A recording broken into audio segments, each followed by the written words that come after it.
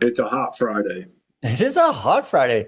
It's funny because last weekend I got up pretty early and I ran. It was on Sunday. It was at 6 o'clock, and I was like, and it was actually a little chilly in the air still. It And changed quick. this morning I got up and ran, and I'm like, oh, I'm looking for the shady spots. Yeah, In yeah, the morning especially has changed dramatically in 1 week. yeah. It was over here in the Henderson side of town. It was already 85 at like 6 a.m. It was like, come on, that's just not right. It's actually kind of funny because we talked about this before. Like I commute on my bike every now and then, and I commuted yesterday. Mhm. And I rode in, it was like an hour and 45 minutes. It's pretty warm in the morning. And then I rode home. Man, I didn't want to get on my bike, by the way, Yeah, to go yeah, home because at 4 o'clock going home from work, my bike computer read 121 yeah. degrees. Oh, yeah, right. 'Cause, you're in the middle of the city. You're on Surface Street. You're getting all the, Yeah. the, And I stopped at a light and somehow there was a reflection from a black car beside me. no, no. And I felt like I was actually cooking. You're in a little oven. And it's like there was kind of like it was a place I couldn't really move anywhere. Yeah, It was like, oh my gosh, I need this light to change so bad. yeah, yeah, yeah. But it's kind of it was like my first really hot training, and I was actually really like thinking about I need to drink and drink Yeah. and drink and drink and drink. And I probably like I drank more yesterday than I may have in my whole life because same thing, I'm not acclimatized to That's the right. heat yet.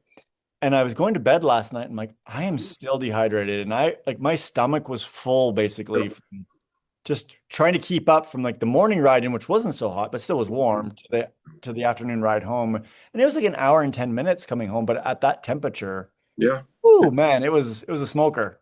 It really hits you and it adds a stress. And so, I was the same way. After I rode the other day, I was just like, even though I drank and drank, still just not enough. And I also pour a lot of water on myself along the way as well. Well, I had a specific bottle just for pouring on me yesterday on the way home. Yeah.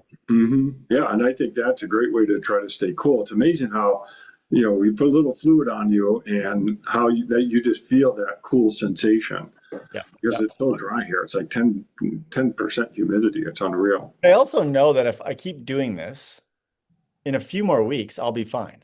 Yeah. Right. Because once again, we've talked about this before, like the acclimatization actually happens relatively quickly as long as you keep doing it. Right. Yeah. So my watch this morning said I was 30% acclimatized to the heat after my run this morning. Your watch does. Oh, Oh. oh yeah, yeah. My Garmin, it tells me my heat acclimatization. Oh, nice. Yeah. Okay. And I'm like, oh my gosh, I got a long way to go. I'm only 30% Yeah. there. Right. Right. Oh, that's good. Well, we were going to talk about heat today. We're Yeah. actually going to talk about something related in terms of consuming things. Yeah. I wanted to talk about a topic that you just taught about today. Yeah, so I'm in the middle of summer school or first week of summer school, and I presented today to my students on relative energy deficiency in sports. And we've talked about this before, but I wanted to, and with my students today as well, I try to approach it in a different way. And just, and just because it's been a while since we talked about it, but really relative energy deficiency in sports is when athletes are basically utilizing more calories on a regular basis than they're bringing in. And triathletes in particular have been notoriously underfueling forever. Um, and there's lots and lots of reasons why. I don't even want to get into the reasons why today.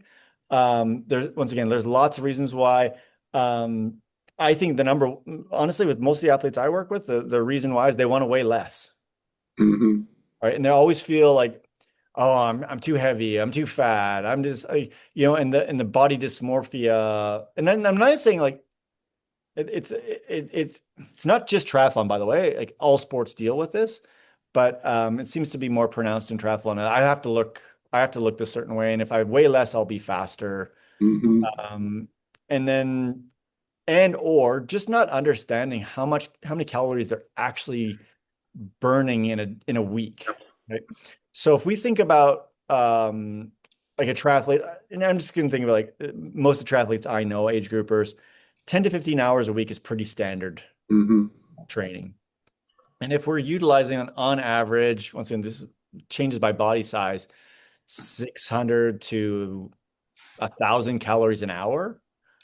That's a lot of extra calories. So let's say it's on the lower end. Let's say it's 600, let's say it's 10 hours. That's an extra 6,000 calories.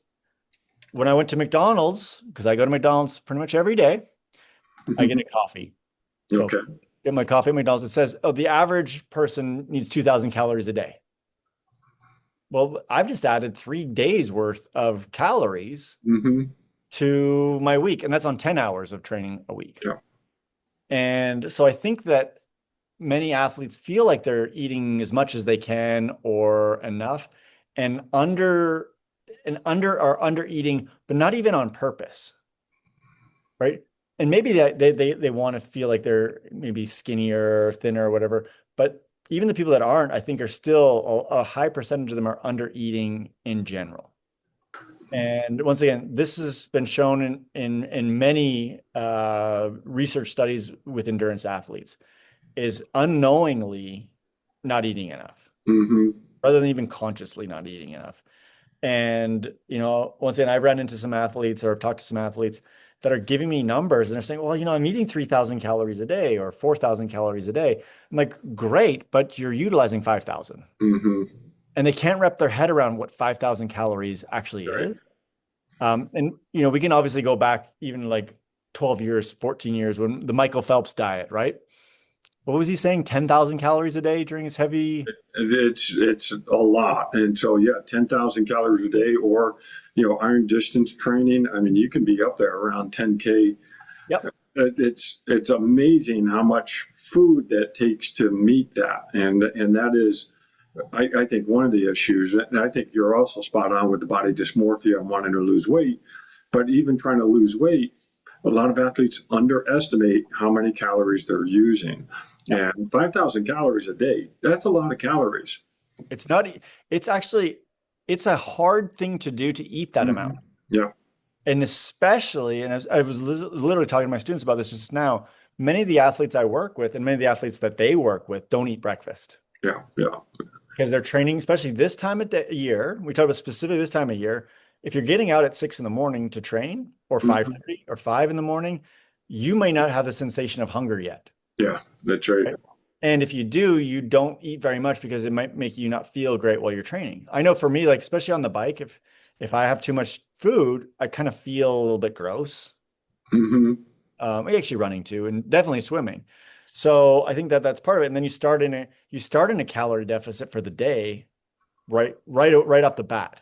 Hmm. And then if you're doing 2 sessions a day, which a lot of the athletes are doing 2 sessions a day, they might be doing that next section maybe in the evening. Once again, this time of year, especially when it's getting a little bit cooler. And so now they're maybe doing their 6 o'clock session and then they're going to have dinner afterwards. Hmm. And they're like, oh, I don't want to eat too much because I'm going to go to sleep. And so this becomes this perpetual cycle, specifically in the summer. No, spot on. And it's funny. You have to really eat consistently throughout the day. And I remember back when I was doing my master's degree, and I was in a lecture, and this guy, this was born back in the early '90s, is bringing up a computer program to track calories, which was groundbreaking back then.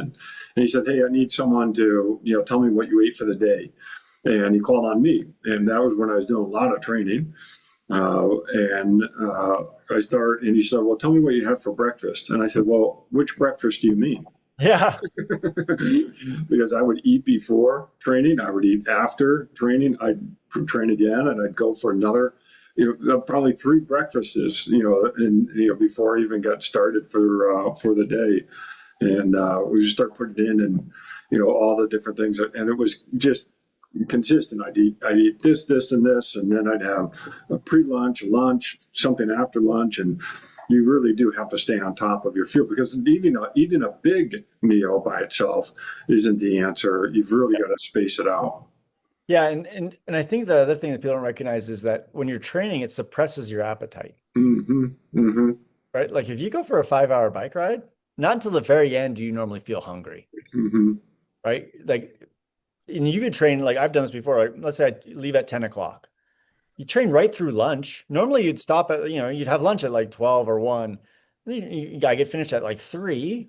And like, Oh yeah, now I'm hungry. Well, you missed lunch, and now you're going to eat, and then you're not going to be hungry for dinner. Like it's a weird thing. And I think you're right. Like when you're doing, I think half distance or full distance training and those hours, it literally is how much food can you actually get in. Yeah, yeah. So I'm curious because I know you're going to go over like signs and symptoms of this. Is being hungry during a workout one of those early triggers for Do you actually want to know the earliest trigger for hunger is waking up in the middle of the night hungry? mm, for More Reds? so, more so than during training. Hmm. It's the 3:30, 4 o'clock in the morning you wake up and you're hungry. Yeah. That is a huge sign you're under fueling during the day.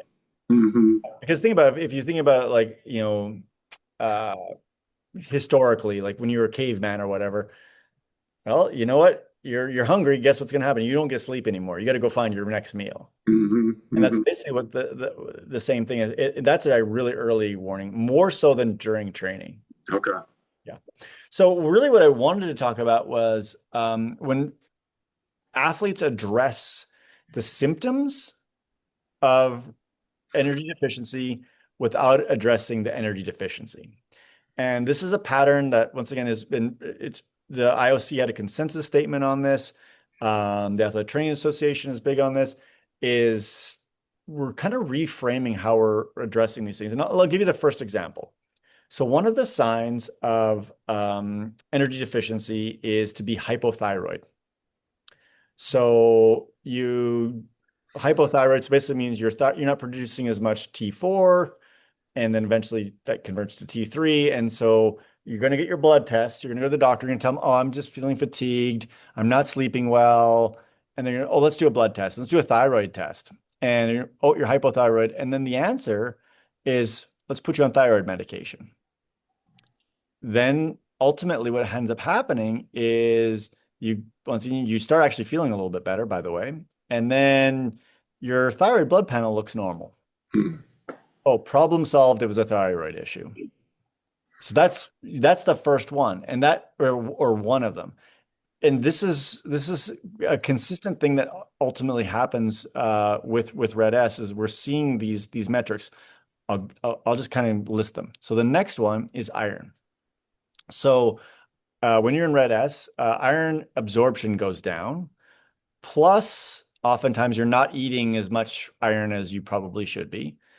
So same thing, you go get an iron blood test, and your serum iron and which is basically the iron that's rolling around in your blood is going to be depleted, and then your ferritin, which is iron that is attached to protein in your blood, is also going to be low. And once again, you go to the doctor because you're feeling tired. Maybe the training's not going so well. They do a blood panel. These two things are low. And John, what do you think the answer is? More iron. Just have more iron. And then you're going to start feeling a little bit better because this is potentially some of the reasons you're feeling bad. And you're going to return and you're going to, once again, your iron levels on your blood are going to be better. Hmm. And okay, we've solved the problem. And really, once again, we're solving the downstream effects. We're solving the symptoms, but we're not solving the underlying problem. Hmm. Okay, ready for the next one. Calcium.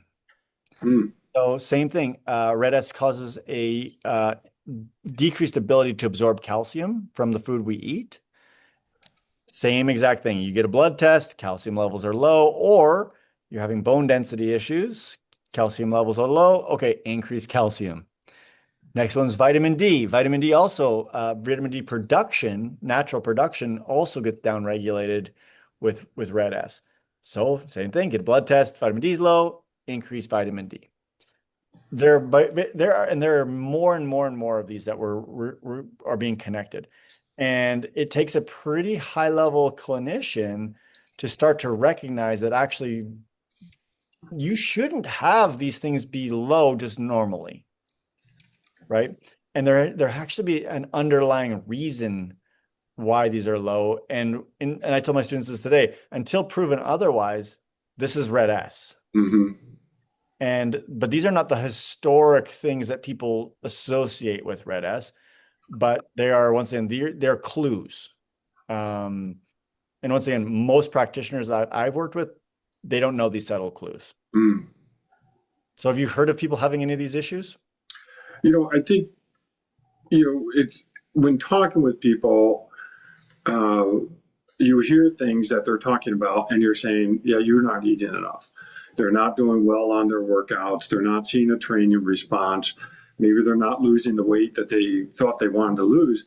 And you just hear that. And it's like no one's told them they've had reg, but you're sitting there and they're like, you aren't eating enough, bottom line. Yeah. Yeah, but the hard thing is it that's once again that's really easy to say, but Mm-hmm. now if I've got blood markers, I'm Yeah. saying this is because of this, this is because of this, this is because of this, this is because of this. We can solve all of these problems at once by just increasing your calories. Mm-hmm. Mm-hmm. And I think that that's really, really powerful for an athlete to like, because I think the athletes that I've worked with, at least they're always searching for like, well, I got to solve this problem, this problem, this problem, this problem, this problem. Well, if I can give you one dial Mm-hmm. that could potentially solve all of these problems, at least some of the athletes that I've worked with, they're really excited that, oh my gosh, this was the problem all along. Mm-hmm. Was I just needed, it's okay to eat more. And sometimes it's you're actually working with a practitioner that's actually saying it's okay to eat more. Like you should be actually eating more and giving you permission Mm-hmm. to eat more because sometimes you can't give it to yourself. Mm-hmm. Mm-hmm. No, Does that ring true? no, totally. And the nice thing about that is it's almost eat more of just about anything. Not the same Yeah. thing, but just eat a lot. Yeah. So Yeah. pastas, breads, Just meat, calories. whatever it is. Yeah, yeah. Yeah. And people are, some people are, I don't know, what's the word I'm looking for? Some people I've worked with they get really concerned about, well, I need to be eating the healthy foods, Mm-hmm. Mm-hmm. right? Like, and my thing is at this point, it's not healthy foods. It's not healthy not eating enough calories. Right, right. And it purely is just a calorie game. Mm-hmm. Mm-hmm. I have an ongoing joke with my friends that I have ice cream every single day. And I do. I Mm-hmm. literally every day I have ice cream. Yep. And it's to help me reach the caloric need that I need. And Mm-hmm. yesterday, especially, like I had two bike rides and a swim, and it was hot and whatever. Man, I had a lot of ice cream last night. Mm-hmm. Mm-hmm. Now, I was drowning my sorrows on the Knights game as I was eating my ice cream because Uh, that also helps, right? When you're not feeling emotionally well, a little ice cream yeah, helps. yeah. We gotta get two wins here Yep. somewhere. So, but the ice cream does help. Mm-hmm. But whatever the case is if you have a go-to food that maybe is not perceived as the most healthy, it doesn't matter Mm-hmm. at this point. Mm-hmm. It's just the calories are more important than the micronutrients. I was also telling my students this today that some of the athletes, and this is in some of the literature, uh, once again, will just go with, well, I just will take supplements. Mm-hmm. I'm not saying the vitamin D or whatever one's talking about. They're like, well, I'm not eating enough, so I'll make sure and get all of the nutrients from taking a multivitamin. Right. And once again, that's not the answer. Mm-hmm. That'll solve some symptoms, but it won't solve the energy side. Mm-hmm. Yeah, and if you eat enough, you're probably going to get all the vitamins you need Exactly. from a variety of sources. But okay, so Not if now, you're just eating ice cream and candy like I am, yeah, but but that's why I get throwing the word variety. It's got to be a exactly. variety of things to eat. Salads on to pasta, whatever it is, and so cheeses and so forth. But okay, so let me ask you as a coach, Mhm. can you train for an iron distance event with the mindset of also trying to lose weight? No. You can, no, sorry, you can. Yeah, You won't be successful. right. I promise you that you will not be successful. Mm-hmm.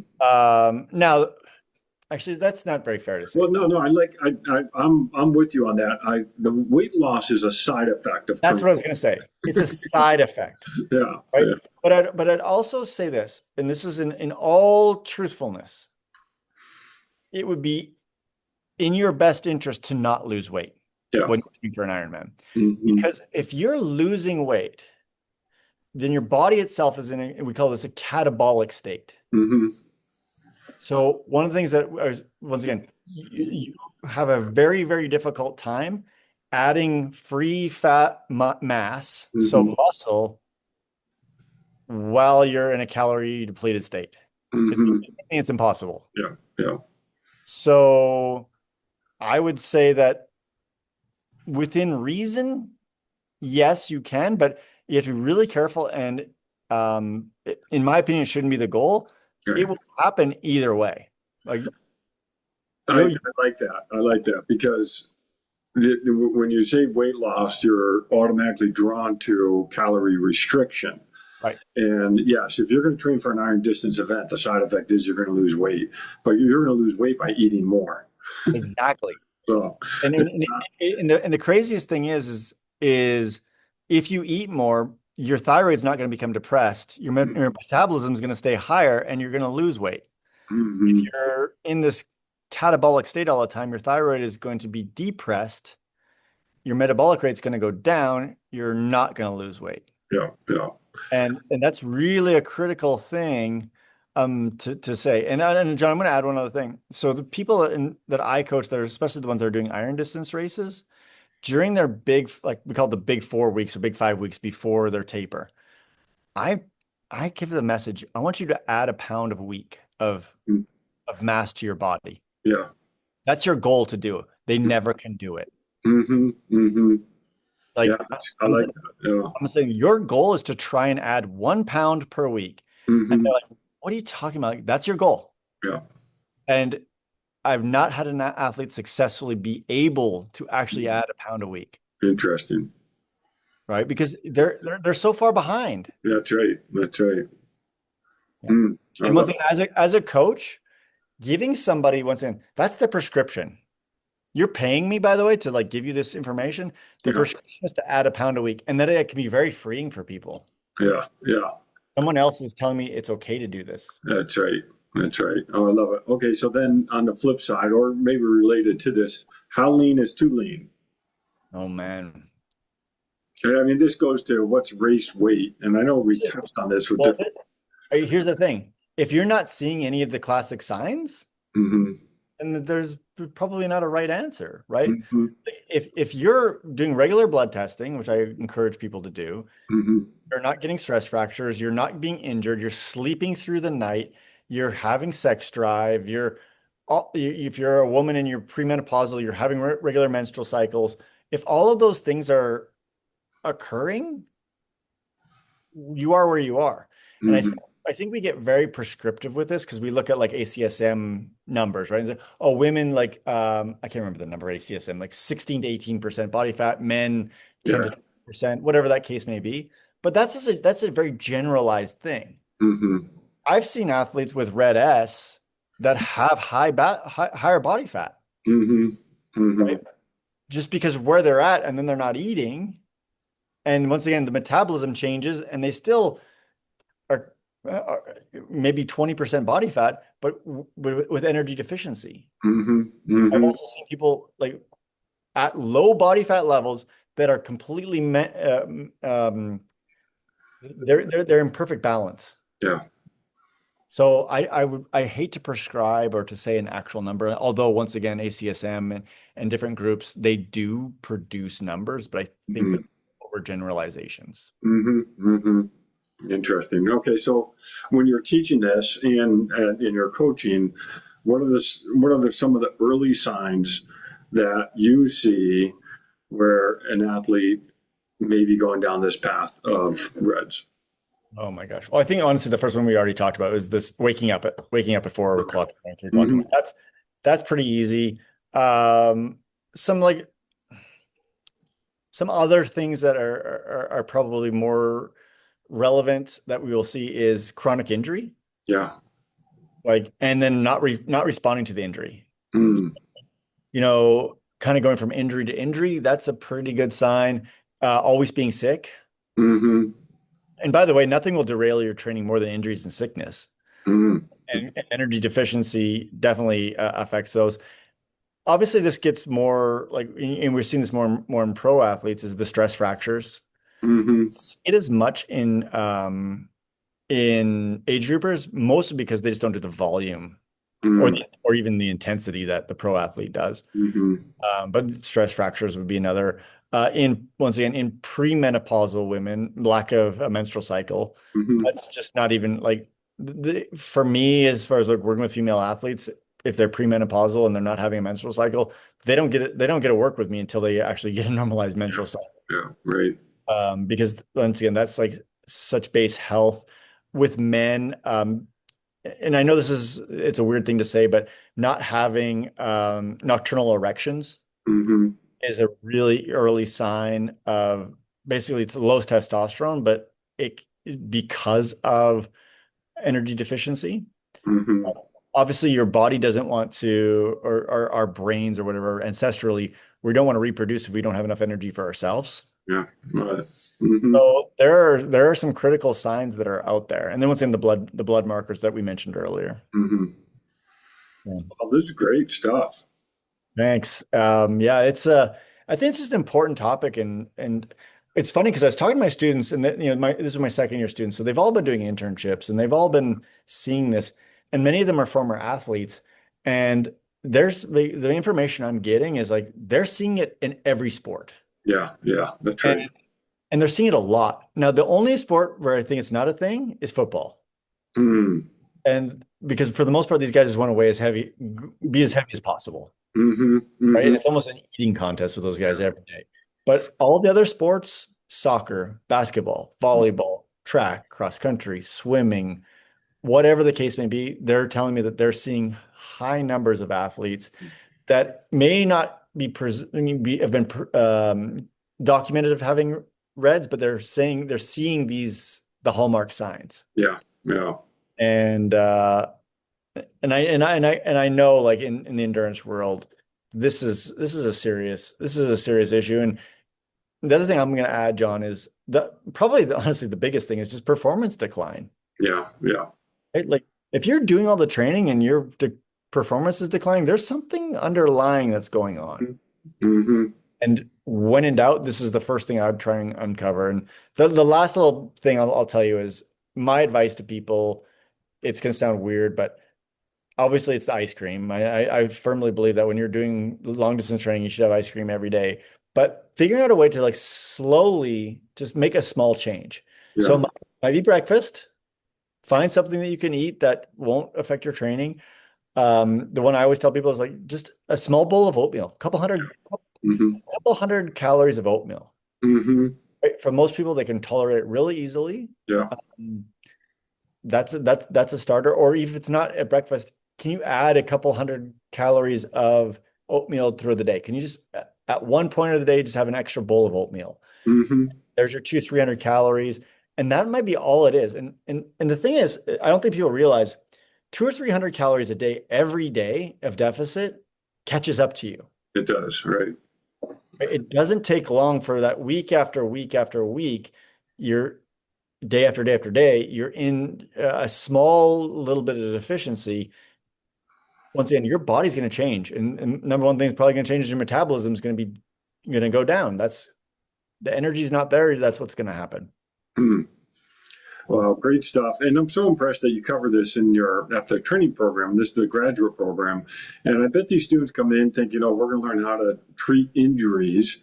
And then you start going over topics like this, which is something that leads to injuries. And if you can treat this, then you won't have to take their ankle. You won't need to pull them off the field. And so I love that you cover this. So the course that I'm teaching right now, it's a pathomechanics course. And Hmm.